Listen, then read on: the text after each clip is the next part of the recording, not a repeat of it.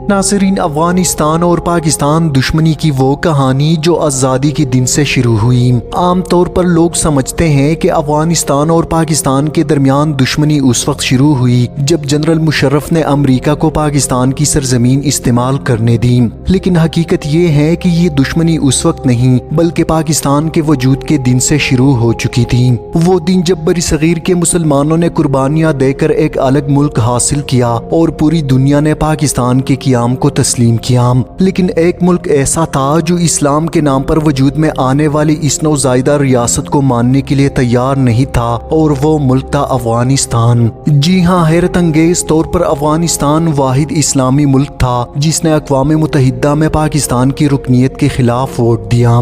ये बात बहुत कम लोग जानते हैं, मगर ये वो लम्हा था जिसे कभी नज़रअंदाज नहीं किया जा सकता।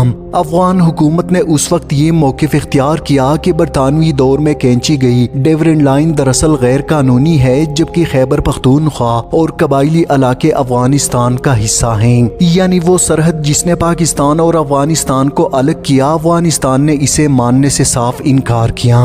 1947 से 1970 के दरमियान अफगानिस्तान की अक्सर हुकूमतों ने पश्तूनिस्तान के नारे को हवा दी। काबल रेडियो से रोजाना पाकिस्तान मुखालिफ नशरियात चलते। अफगानिस्तान की स्कूलों में बच्चों को पढ़ाया जाता कि पिशावर और कोयटा कब्जा शुदा इलाके हैं, बल्कि 1949 में अफगान हुकूमत ने एक तरफा तौर पर डेवरेंड लाइन मुआहिदा ख़त्म करने का ऐलान भी किया। इसी बुनियाद पर दोनों ममालिक के दरमियान कशीदगी बढ़ती गई।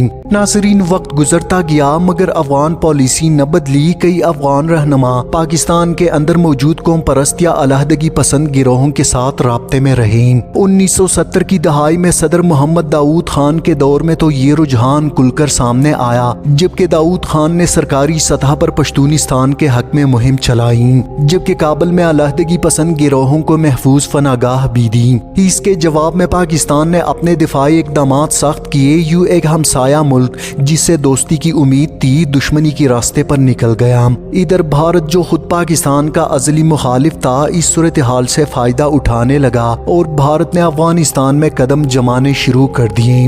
काबुल में भारतीय सफारत खाने के जरिए पाकिस्तान मुखालिफ बयानिए को तक़वियत मिली और यूं भारत और अफगानिस्तान के दरमियान एक गैर एलानिया गठजोड़ वजूद में आ गया, जो पाकिस्तान के लिए हमेशा दर्द सर साबित हुआ।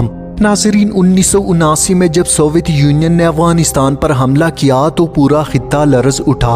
अफगान अवाम पर जुल्म के पहाड़ टूटने लगे। तब एक बार फिर पाकिस्तान ही था जिसने भाईचारे का मुजाहिरा किया। पाकिस्तान ने अपनी सरहदें खोले, 40 लाख के करीब अफगान पनाह गुज़ीनों को पनाह दी और बरसों तक इन्हें खाना, रिहाइश और तहफ़्फ़ुज़ फराहम किया। दुनिया भर के इदारे आज भी तस्लीम करते हैं कि पाकिस्तान ने इतने बड़े इंसानी अलमिये में सबसे ज़्यादा कुर्बानी दी।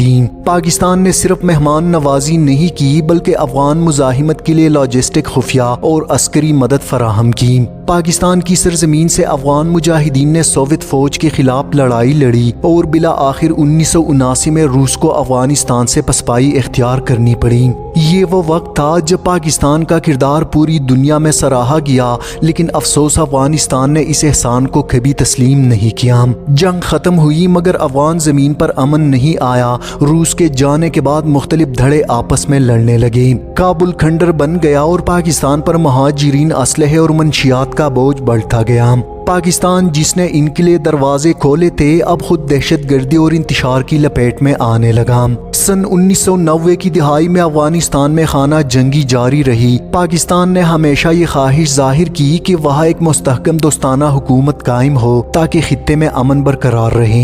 लेकिन अफगान सियासत में भारत का असर बढ़ता चला गया और कई अफगान रहनुमाओं ने खुलेआम पाकिस्तान को दुश्मन कहना शुरू किया। सरहद पार से दहशतगर्द हमले और स्मगलिंग आम हुई। पाकिस्तान के अंदर बम धमाके और तखरीब कारी की गई और यूं एक बार फिर दोनों ममालिक के दरमियान दीवारें खड़ी हो गई। नाज़रीन, फिर आया वो दौर जिसे लोग इस दुश्मनी का आगाज समझते हैं। 2001 में जब अमेरिका पर हमले हुए और तालिबान हुकूमत खत्म करने के लिए अफगानिस्तान पर हमला हुआ तो पाकिस्तान पर जबरदस्त दबाव डाला गया कि वो अमेरिका का साथ दें। जनरल मुशर्रफ ने आलमी हालात के दबाव में आकर अमेरिका को महदूद تعاون دیا، کچھ ہوائی اڈے استعمال کرنے کی اجازت دی اور افغانستان میں امریکی فوجی کارروائیوں میں سہولت کار بن گیا۔ یہ فیصلہ پاکستان کے اندر بھی متنازع تھا، لیکن حقیقت یہ کہ پاکستان کے پاس اس وقت کوئی آسان راستہ نہیں تھا۔ دونوں طرف آگ تھی اور پاکستان بیچ میں پھنس گیا۔ اس فیصلے کے بعد افغان حکومت نے پاکستان کو دہشت گردی کی جڑ قرار دینا شروع کیا، جبکہ پاکستان خود روزانہ خودکش دھماکوں، دہشت گردی اور ہزاروں جانوں کے نقصان کا شکار ہو رہا تھا۔ اور افغان طالبان کی حکومت گرنے کے بعد بھی پاکستان کے لیے مسائل ختم نہ ہوئے۔ افغانستان میں قائم ہونے والی حکومت پاکستان کے خلاف بھارتی بیانیہ اپنانے لگے۔ کابل میں بھارتی سفارت خانہ سرگرم ہوا اور پاکستان کے اندر ہونے والی کئی دہشت گرد کارروائیوں کے پیچھے افغان سرزمین سے منصوبہ بندی کے شواہد ملنے لگے۔ پھر جب 2021 میں طالبان دوبارہ اقتدار میں آئے تو پاکستان کو امید تھی کہ شاید اب تعلقات بہتر ہوں گے، لیکن چند ہی مہینوں میں صورتحال الٹ گئی۔ پاکستان نے طالبان حکومت پر الزام عائد کیا کہ پاکستان دشمن تنظیم تحریک طالبان کو افغان علاقے میں پناہ دی جا رہی ہیں۔ تحریک طالبان نے افغانستان سے بیٹھ کر پاکستان کے سیکیورٹی اہلکاروں پر حملے کیے اور یوں دونوں ملکوں کے درمیان پھر تناؤ بڑھ گیا۔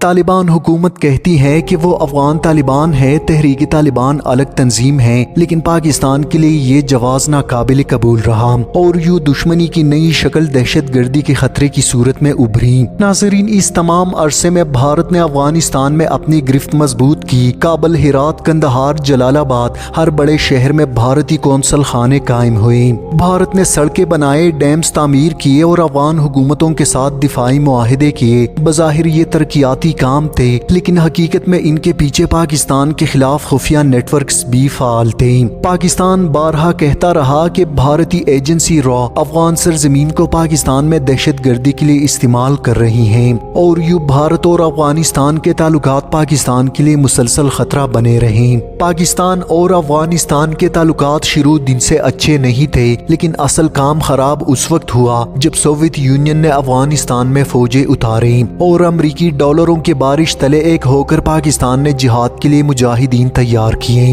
بالآخر سوویت یونین کو افغانستان سے نکلنا پڑا اور امریکہ کا مشن بھی مکمل ہوا۔ پھر 9/11 کے بعد امریکہ کو دوبارہ پاکستان کی ضرورت محسوس ہوئی، لیکن اس بار معاملہ الٹ تھا اور پاکستان کے لیے کڑوا گھونٹ بھی، کیونکہ اس وقت پاکستان کو انہی لوگوں کے خلاف امریکہ کی مدد کرنی تھی جن کو اپنے ہاتھوں سے ٹرین کیا گیا تھا۔ امریکہ اور نیٹو نے افغانستان میں وحشیانہ بمباری کی، پاکستان کے اڈے استعمال ہونے لگے جبکہ نیٹو کے کنٹینرز پاکستان سے ہی ہو کر جاتے۔ یہ ایک انتہائی عجیب بات تھی کہ کل کے مجاہد آج کے دہشت گرد کیسے بن گئے۔ خیر، پاکستان اس دہشت گردی کے خلاف جنگ میں امریکہ کا ہر اول دستہ بنا، لیکن جب امریکہ نے افغانستان چھوڑا تو سارا نزلہ پاکستان پر گرنا شروع ہو گیا۔ پاکستان کے افغان بارڈر کے علاقوں میں شورش اور بدامنی پھیل گئی۔ اب پاکستان آرمی ان لوگوں کے خلاف براہ راست لڑ رہی تھی جن کو سوویت یونین کے خلاف پاکستان نے ٹرین کر دیا تھا۔